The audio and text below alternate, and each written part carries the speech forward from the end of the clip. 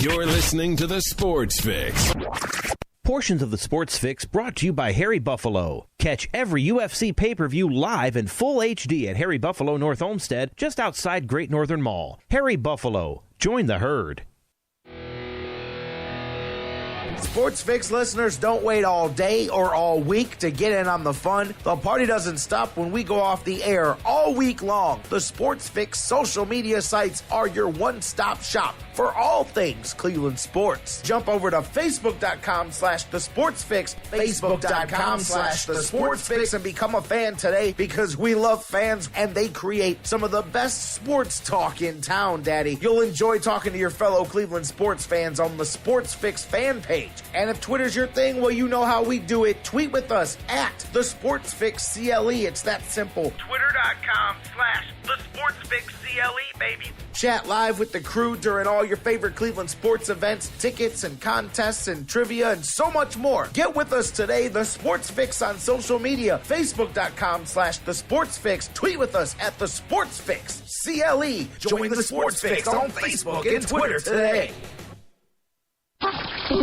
Hey, it's Hugh Hewitt, and when I want to know what's going on with the Cavs, the Browns, and the Tribe, I tune into Sports Fix.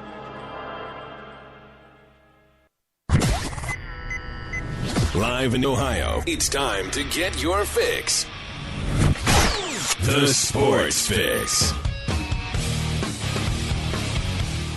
That's right, because that Hugh Hewitt's a smart, intelligent fella. That's why he knows where to go to get his fix. Welcome in. Good morning, good evening, good afternoon, good night, whatever it may be in your neck of the woods where you're listening to the show. Because I'm telling you, I hear it all the time. Some people listen to the Sports Fix noon. It's noon where you are. It's lunch. Many people wake up with us in their time zone, and many others on the opposite side of the world spend their evening with us as they get off work wrapping things up. So no matter what time it is or where it is, whether it's daylight or dusk or whatever, welcome into the Sports Fix. Another week in the books. The final week of July is upon us. I can't even believe that I'm saying that. We are heading into the month of August. I can't even believe I'm going to say this. Yesterday, officially, for those of you into the whole football thing, the last Sunday you'll spend without some version or variation of football until next year. So, just where did it go? Because just yesterday we were going, man, football season's over. We'll talk to everybody. We'll get the crew back together here and after the summer, and bam, there it is. And baseball's still rolling, regardless what some people may tell you here over the weekend. Baseball is still going. The season is still going, and the Indians are still in it. Although I get some of the things we've talked about. It's shaky. They are on a precipice right now. It could go either way. We'll talk about that, but this season far from over. I get a kick out of that. I want to just say that. We'll get into the Tribe here as we get into the show, but I get a kick out of seeing people say it's over. And hey, man, thanks for keeping us entertained. I saw several tweets to this effect over the weekend. Thanks for keeping us entertained until Browns camp start. Now you guys can go into your swoon for the end of the season. And I know that this is not last year. I know that, guys. I understand that every season is a season unto its own. But on August 31st of last year, which last I checked, that looks to be about 34 days from now, a year ago, the Indians were 8.5 games out in the Central. The Indians were 4.5, or maybe it was even 5 games back in the wild card at that point. All I'm simply saying is you don't just jump ship. But that happens first off with the fair weather portion of the fan base. You're going to get some of that anyway at training camp time. We always see that happen. But man, it kind of ticked me off this weekend. Although this weekend is far from the one that I could have chosen to get on my soapbox here and start rallying people behind the Indians, because they didn't do a good job of doing it for themselves. They did a typical, you know what? Look at that Kansas City series. I don't want to get too deep into it. I got a lot of other things I want to start with the show, and then we'll get into baseball. But the Indians outscored Kansas City 20-18 if you look at the 4-game series cumulatively, yet they lost 3 out of 4 and had to go crazy yesterday. You couldn't have spread those runs out. You had to put the 10 spot on the board, which is cool. I get that you were a little frustrated over the weekend, but these overall spread is skewed, and that's kind of something we've talked about. I was telling little Jerry yesterday, I said, man, the Indians are kings of putting a run on the board 3 days in a row and then putting 8 on the board. So you look at the 11 and you go, hey, man, they're averaging 4 runs a game. But it's a tale of two teams when they get it together and when they don't. And there's still time, and we're going to talk about that. This is going to be an important week for what the Indians maybe do, what maybe they don't do, all of that. We're going to talk Tribe, but I'm definitely not beating the end of the season drum. We're not going that way, but I'll give you that this was a tough weekend for me to stand here and go, hey, get behind the Indians. But, man, one of the reasons I can, my boy Santana, and again, we'll get into it. And Danny Salazar showed something we haven't seen from him in quite some time. This season is not over. The candle has not flickered out just yet, even though training camp began. And we'll get into the Indians here. We'll get into training camp, too. A lot of things. You know what? I really can't wait to start talking about that because there's a lot of things I want to get into. The Browns did some things right off the bat there. And attendance-wise, too. You know, we talked about how the attendance was going to be most likely record-setting this year, and they did, combining the days, they did set a record for back-to-back appearances, but I was actually a bit surprised.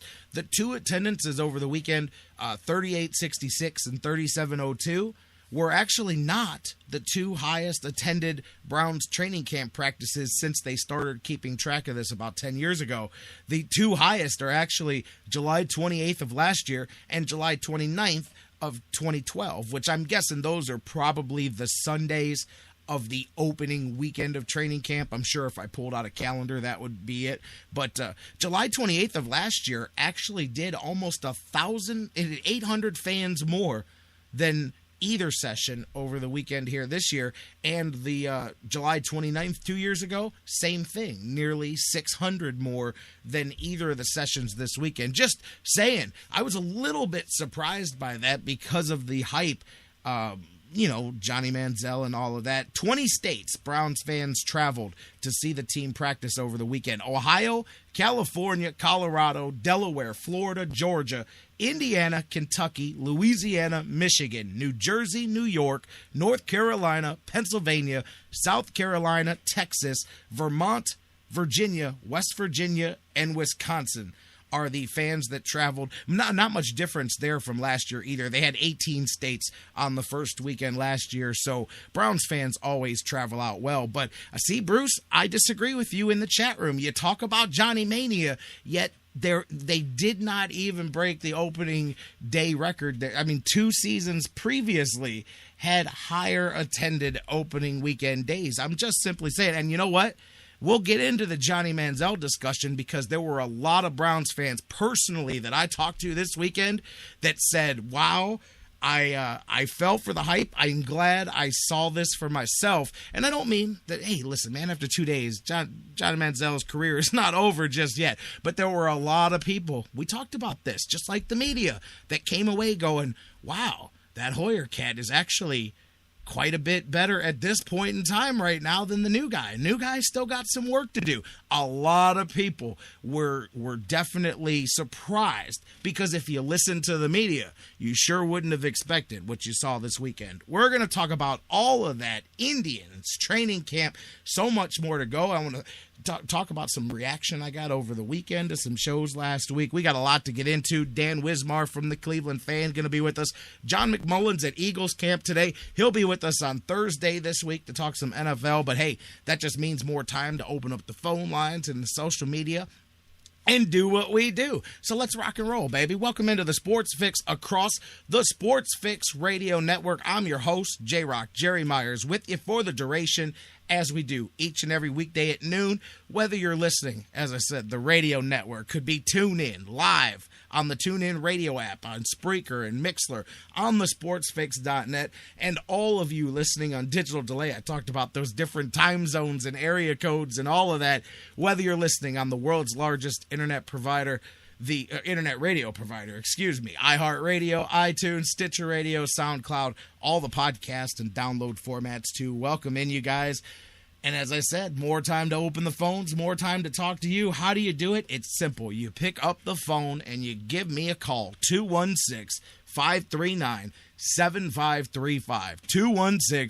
216-539-7535. Pick up the phone. Give me a call. If you can't get to the phone, if you're at work, if you're somewhere you can't talk, hey, talk to us all day long on Facebook. Facebook.com/The Sports Fix. Tweet with us at The Sports Fix CLE. Email us, thesportsfix@AOL.com. Always to stay in touch with the show. I see my man did the Tribe win last night. Mike Brandenberry retweeted what Ron must be on the Twitter here before the show, but the line about the Indians being the kings of putting a run on the board for 3 games, then 10 the next game, and say, hey, but we're averaging 4 runs a game. Love talking to Mike Brandenberry, by the way, you guys. Follow him on Twitter, too, at DidTribeWin. Since I saw that, there's a plug for you. Hey, hit us up. As I said, phone lines are open, 216-539-7535. I want to throw back before we even move forward with the show and talk about all the things on tap last week. End of the week, last couple of days, we talked about the situation with Ray Rice in the NFL and the completely ridiculous 2-game suspension that they've given him. I got to go further on that. First off, I want to thank a lot of you guys who reached out to me over the weekend. Pretty much consensus across the board. Everybody, a lot of times the things I say, we get some split reactions. This one, everybody pretty much on board. I mean, it's not like I went out on a limb here, and I will continue to stress what I said. That's why more people. I mean, you know what, everybody, and I'm talking to people in Cleveland, I'm talking to nationally, if you're on the radio or television right now, you know what, instead of spending 55 minutes talking about Johnny Manziel's time on the bench while he's waiting to start at quarterback and lead the Browns to the Super Bowl, spend 54 minutes on that and spend a minute railing. I mean, give some portion of your airtime, your platform, to putting some pressure on the NFL, because I'm telling you, did you see this morning? Not that it matters, but at least then you can put them in bad situations. This morning, what was it? It was Mike and Mike. The NFL tried to get out in front of this because over the weekend, this thing has just really taken off because of people's disgust in this. I mean, not just far from the Josh Gordon discussion. The fact that Joe Hayden can, get a suspension for the remember Adderall, I believe that was what it was 2 years ago.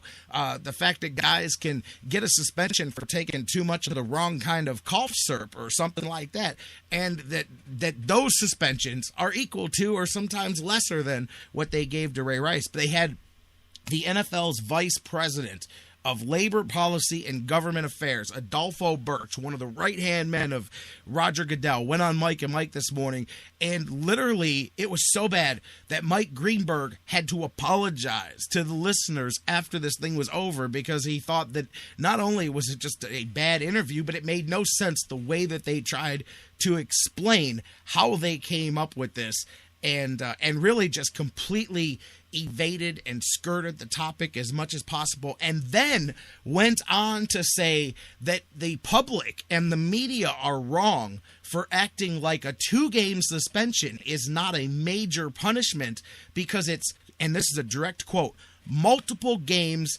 and hundreds of thousands of dollars. I think it's fair to say that doesn't reflect that we condone the behavior. And that's how they explain it. They think that the 2-game suspension without pay that Ray Rice is going to have is more than enough to say that shows that they don't reflect that they don't condone the behavior. You've got to be kidding me. I mean, seriously, Joe Hayden got suspended for taking a prescription medication without filing it with the league so that they knew that he was taking it. You know what I'm saying? And it's not the only person. There's many, many cases like this of clerical errors that have even cost guys a game or two.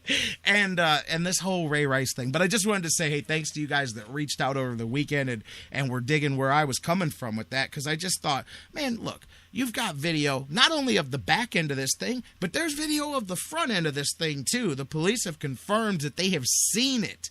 And speaking of, how about Stephen A. Smith? Every time one of my friends I got friends that dig him. I'm not a Stephen A. Smith guy. And every time one of my friends that likes him says, hey, man, you got to give the cat a chance, man. I love his takes on stuff or whatever. And he sticks his foot in his mouth. And I will give him that sometimes I think sometimes he's just, I'm telling you, he likes the sound of his own voice. But, hey, we all do, I guess, here in radio. But I'm not a Stephen A. guy. But, man, he